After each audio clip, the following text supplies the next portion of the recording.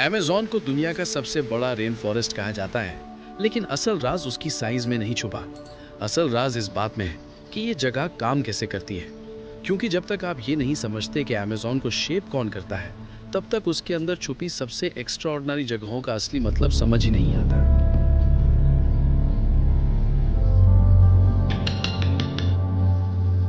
और यही बात अमेज़न को सिर्फ एक जंगल नहीं, बल्कि एक जिंदा सिस्टम बनाती है।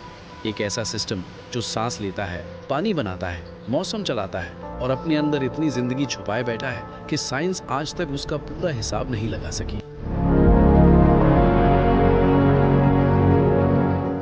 सबसे हैरान कर देने वाली बात यह है कि अमेज़न की कहानी अमेज़न से शुरू भी नहीं होती। इसका एक अहम हिस्सा अफ्रीका के सहारा डेजर्ट से आता है।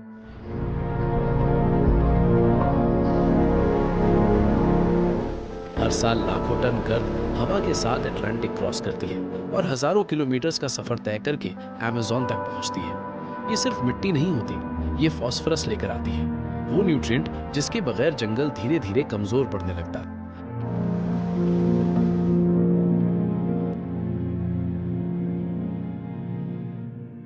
सोचिए, दुनिया का सबसे हरा भरा रेन फॉरेस्ट दुनिया के सबसे सूखे डेजर्ट से फीड होता है।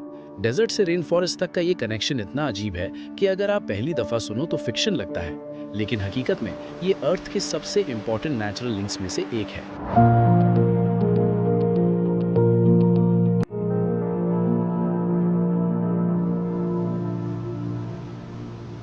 फिर आती है बारिश।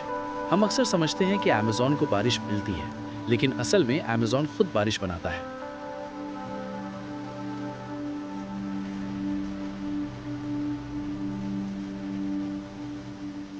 इस जंगल के हर दरख्त से पानी हवा में उठता है। एक बड़ा ट्री रोज हजारों लीटर्स के करीब मॉइस्चर रिलीज कर सकता है। अब इसको बिलियंस ट्रीज से मल्टीप्लाई करो। नतीजा, आसमान में इनविजिबल पानी के रास्ते बनते हैं, जिनको साइंटिस्ट्स फ्लाइंग रिवर्स कहते हैं। ये हवा में बहने वाली मॉइस्चर की नदियां होती हैं, और कुछ केसेस में इन फ्लाइंग रिवर्स में इतना पानी होता है कि वो जमीन पर बहने वाली कई नदियों से भी ज्यादा पावरफुल लगती हैं। यानी अमेज़न के पास सिर्फ एक रिवर सिस्टम नहीं, इसके दो सर्कुलेटरी सिस्टम्स हैं, एक जमीन पर और एक आसमान में। नीचे पानी बह रहा होता है, ऊपर भी पानी सफर कर रहा होता है। इसीलिए अमेज़न को देखकर लगता है कि ये जंगल नहीं, कोई जायंट लिविंग मशीन है। जब बारिश कम होती है, तब भी फॉरेस्ट अपने आप को सपोर्ट करता रहता है। ये पानी को मूव करता है, रिसाइकल करता है और अपनी जिंदगी को चलाए रखता है।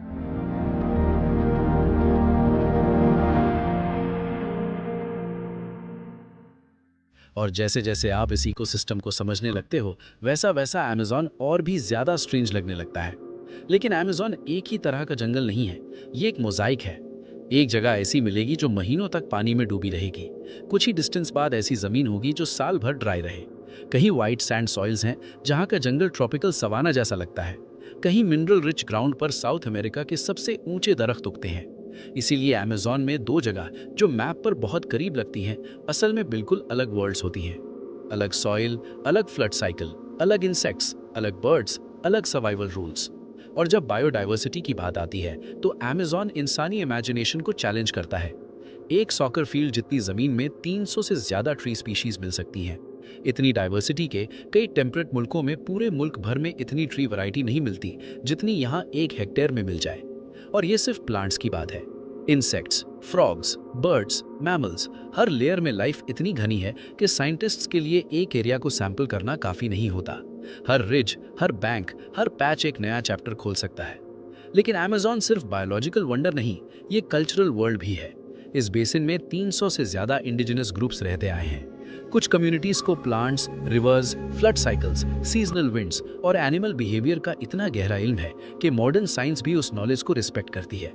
कहीं आज भी ऐसे आइसोलेटेड ग्रुप्स मौजूद हैं जो आउटसाइड वर्ल्ड से कांटेक्ट नहीं चाहते।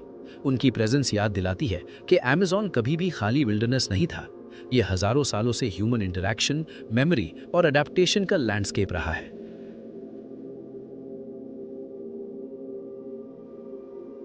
और फिर अमेज़न अपना एक और राज खोलता है, जमीन के नीचे। फॉरेस्ट फ्लोर के अंदर कुछ जगहों पर साइंटिस्ट्स को डार्क फर्टाइल सॉइल्स मिलती हैं, जिन्हें टेरा प्रेटा कहते हैं। ये नेचुरली फॉर्म नहीं हुई, ये प्री कोलंबियन सोसाइटीज की इंजीनियरिंग का रिजल्ट है। प्री कोलंबियन सोसाइटीज ने चाकोल, ऐश, फूड वेस्ट और ऑर्गेनिक मटेरियल मिलाकर ऐसी सॉइल बनाई जो आज भी अनयूजुअली फर्टाइल है। सोचिए, 2000 साल पुरानी इंसानी सोच आज भी जंगल को फीड कर रही है। यानी अमेज़न के अंदर सिर्फ नेचर नहीं, पुरानी सिविलाइजेशंस के फिंगरप्रिंट्स भी जिंदा हैं।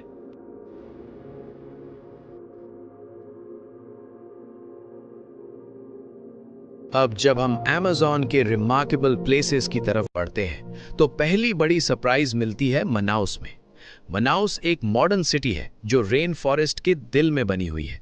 और सिर्फ बनी नहीं, एक वक्त में ये साउथ अमेरिका की रिचेस्ट सिटीज में से थी। रबर बूम के दौर में यहाँ इतनी दौलत आई कि ओपेरा हाउस बनाया गया, यूरोपियन आर्किटेक्चर इंपोर्ट हुई, इटालियन मार्बल और फ्रेंच आयरन वर्क जंगल के दरमियान लाया गया। एक पल के लिए इमेजिन करो, डेंस अमेज़न के बीच एक ग्रैंड ओपेरा हाउस। ये कॉन्ट्रास्ट ही मनाउस को सररियल बनाता है। लेकिन मनाउस का असली मैजिक उसके बाहर शुरू होता है। यहाँ दो जायंट रिवर्स मिलती हैं, रियो नेग्रो और सोलिमोएस। एक का पानी डार्क, ऑलमोस्ट चाय जैसा लगता है। दूसरी रिवर ज्यादा लाइट और सेडिमेंट हैवी होती है। और सबसे अजीब बात, ये दोनों रिवर्स मिलकर भी फॉरन मिक्स नहीं होती। तकरीबन 6 किलोमीटर्स तक साइड बाय साइड चलती रहती हैं, जैसे पानी के अंदर किसी ने इनविजिबल बाउंड्री ड्रॉ कर दी हो। एक साइड डार्क करंट, दूसरी side muddy current. Early explorers ने इस मंजर को समझने के लिए पूरे पूरे सफ़े लिखे।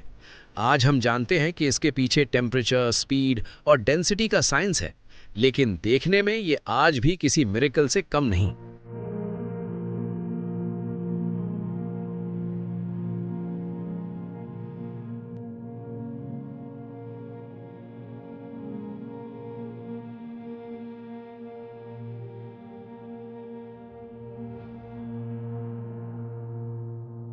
इसके बाद अमेज़न और भी ज्यादा लिक्विड मेज बन जाता है एना विल्हेनिस आर्किपेलागो में। ये फ्रेश वाटर लैब्रिंथ है, हजारों आइलैंड्स, चैनल्स और शिफ्टिंग वाटरवेज का सिस्टम।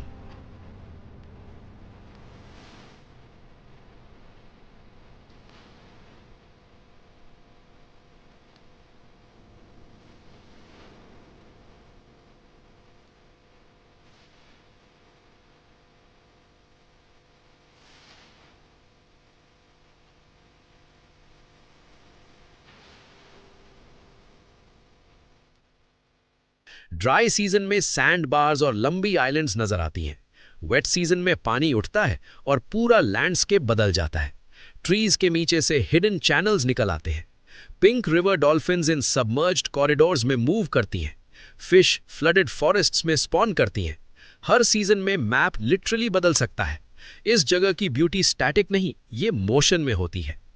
फिर आता है खुद अमेज़न रिवर। इतना जायंट के नंबर्स भी छोटे लगने लगते हैं।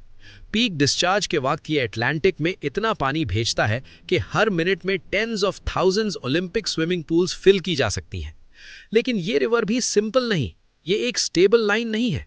ये स्प्लिट होती है, मर्ज होती है, बैंक्स तोड़ती है, सैंड बार्स बनाती है, आइलैंड्स शिफ्ट करती है।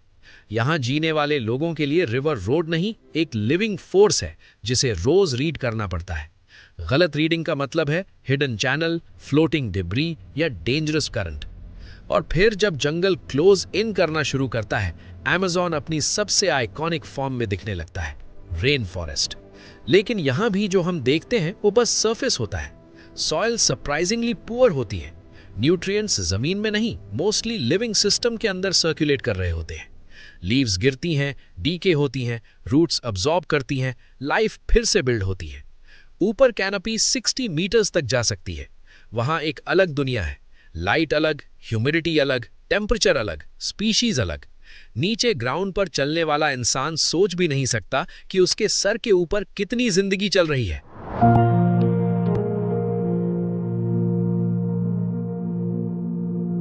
अमेज़न की सबसे अनएक्सपेक्टेड जगहों में से एक है ऑल्टर दो चाओ। जंगल के अंदर व्हाइट सैंड बीचेस और क्लियर टर्कवाइज वाटर। सुनने में अमेज़न जैसा लगता ही नहीं, लेकिन ड्राई सीजन में तापाजोस रिवर का लेवल गिरता है और हिडन सैंड बैंक्स एक्सपोज हो जाती है। वाटर में सेडिमेंट कम होता है, इसलिए पानी क्रिस्टल क्लियर लगता है। लेकिन ये पैराडाइज परमानेंट नहीं। वेट सीजन आता है और सब कुछ गायब। बीचेस डूब जाती हैं, फॉरेस्ट पानी में चला जाता है और फिश सबमर्ज्ड ट्रीज के दरमियान फ्रूट्स और सीड्स खाने लगती हैं। यहाँ जमीन और पानी का रिश्ता फिक्स नहीं, सीजनल है। लेकिन अगर वाइल्ड लाइफ इंटेंसिटी देखनी हो तो तंबोपाटा का जवाब मुश्किल है। यहाँ ऑक्सबो लेक्स है, डिफरेंट फॉरेस्ट टाइप्स है, क्ले रिच बैंक्स है और स्पीशीज कॉन्सेंट्रेशन इतनी हाई है कि शॉर्ट डिस्टेंसेस में पूरा इकोलॉजिकल शिफ्ट महसूस होता है।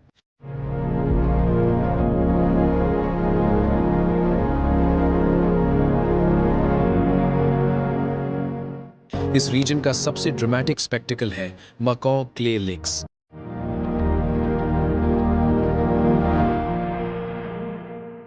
सुबह होते ही डजन्स, कभी hundreds of brightly coloured macaws एक एक्सपोज्ड क्ले वॉल पर उतरते हैं।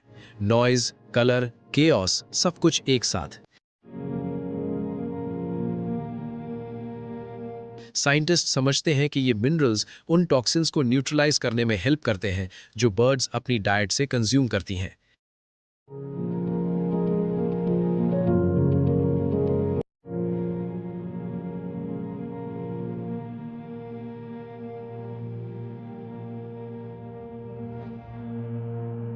लेकिन इस सीन का ड्रामा सिर्फ फीडिंग में नहीं, रैप्टर्स आसपास सर्कल करते हैं। हर मूवमेंट में रिस्क और सर्वाइवल दोनों छुपे होते हैं।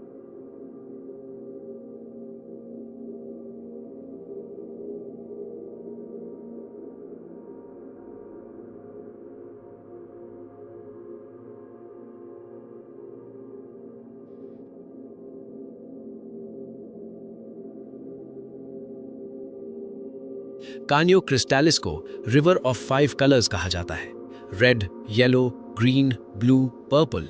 लेकिन ये कलर्स किसी पेंट या रॉक से नहीं, बल्कि एक डेलिकेट एक्वेटिक प्लांट से आते हैं जो सिर्फ वेरी स्पेसिफिक कंडीशंस में ग्रो करती है।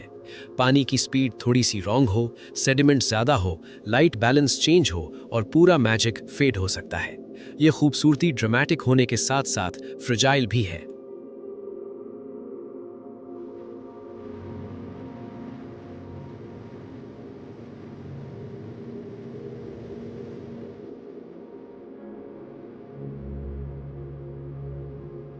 और फिर कानेमा नेशनल पार्क में टेपुईज राइज करते हैं, जायंट सैंडस्टोन टेबल माउंटेन्स, जैसे किसी ने जमीन के टुकड़े आसमान की तरफ उठा दिए हों। ये इतने पुराने हैं कि साइंटिस्ट्स इन्हें